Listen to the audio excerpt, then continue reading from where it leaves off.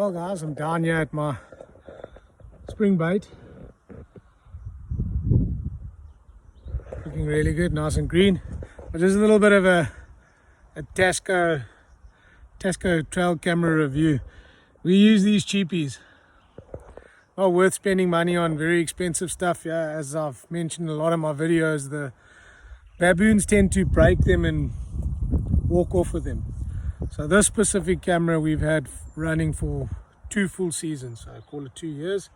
It's been out in the bush, never been taken out of the bush. We just obviously just come and take trail camera, the footage off, swap out cards and a few little things that I'll point out. For a budget camera like this, they are really worth it.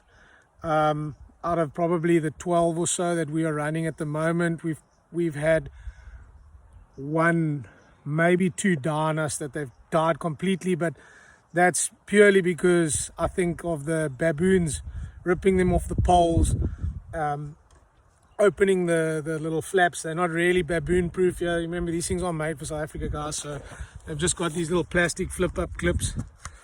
So what actually happens is the baboons flip these things open and the camera stands open to the elements like that. The rubber seal's not sealing anything, and that's the main reason why I think 1 or 2 of them have died on us.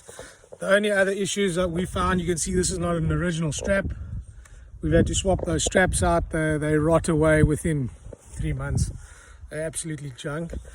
But when it comes to camera issue, I'm going to flip my camera around here and I'm just going to show you quickly what actually happens if it focuses on the screen here.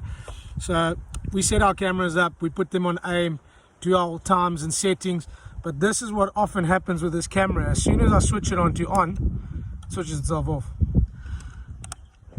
And I've had probably 3 of them doing that situation.